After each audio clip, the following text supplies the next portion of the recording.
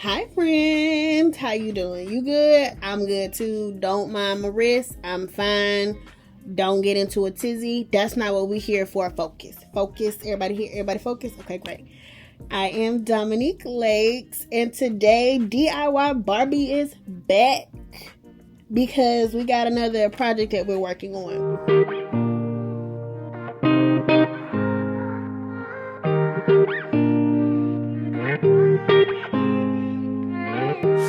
So, as you know, I am a lock girly.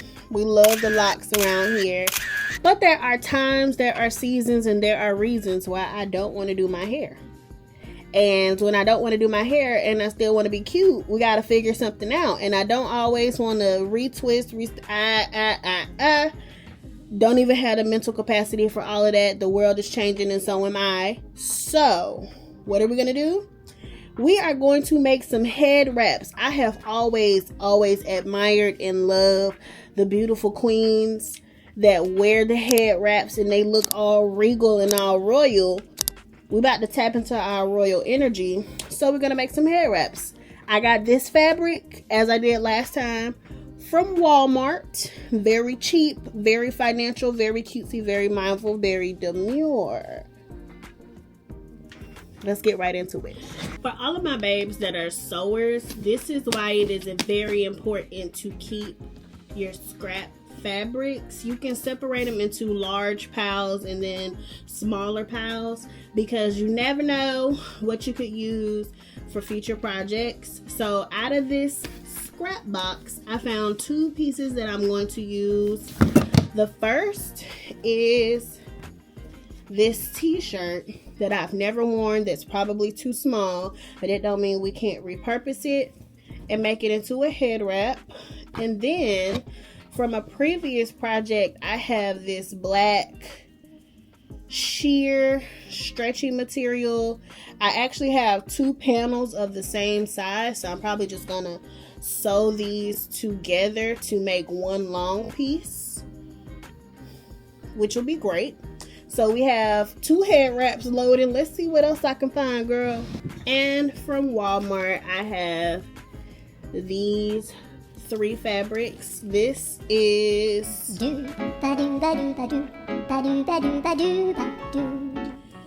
a jersey kind of fabric. I'm looking for something that's stretchy as well as breathable. This is 2 yards. I paid $2 for this. This one is of the same material family. This was 4 yards for $4. And then I have this fabric that is more of a rib texture that was 2 yards for $4.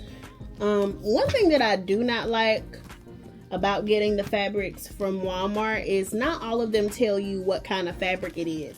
Like these say assorted. What am I supposed to do with that?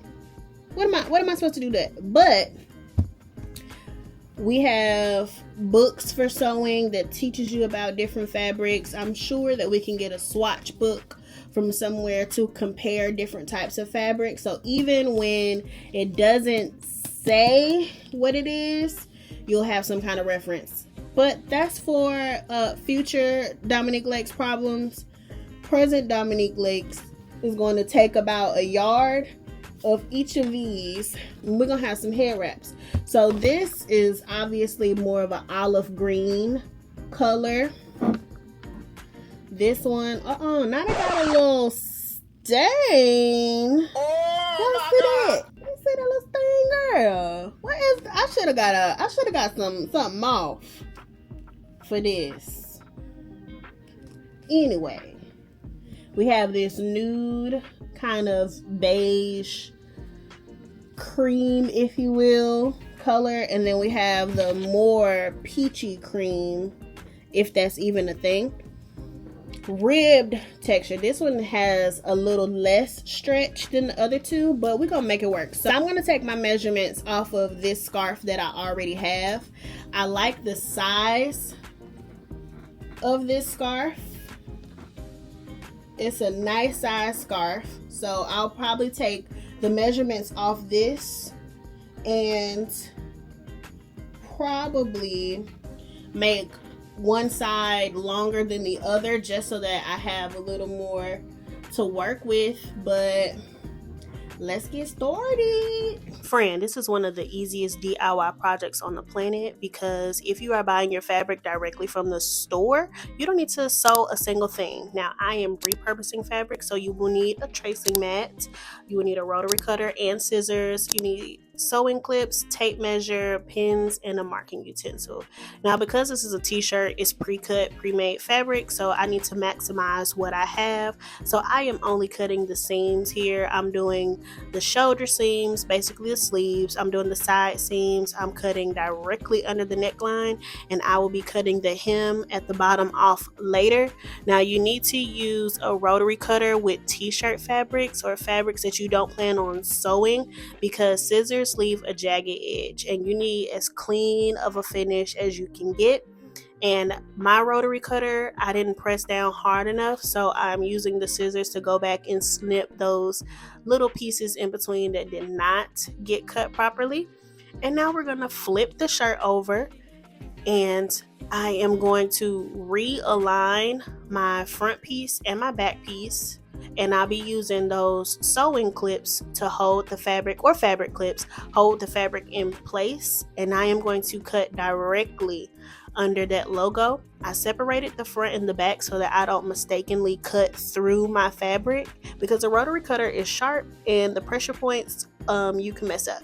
So you can choose to keep the bottom hem and just sew the two pieces together if you want. I want it as clean of a finish as I can get so that when I wear it, it lays as flat as possible. And we just gonna take this to the sewing machine and it's gonna be done, girl. Now we're moving on to the black fabric. Again, same thing with the t-shirt. I'm just finding the side that I want to sew, and that's it. That one step.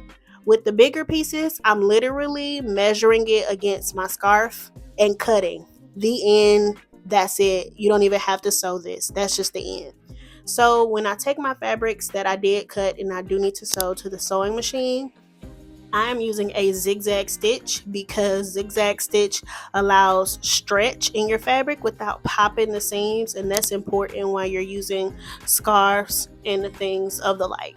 So make sure that you're back stitching, and it's really that simple, friend. Now let's put our fabrics on. So this is my first time trying head wraps, so I'm just playing around here to see what style I like. I watched a few tutorials and watched a couple of TikTok videos to see how the girls are wrapping their head wraps.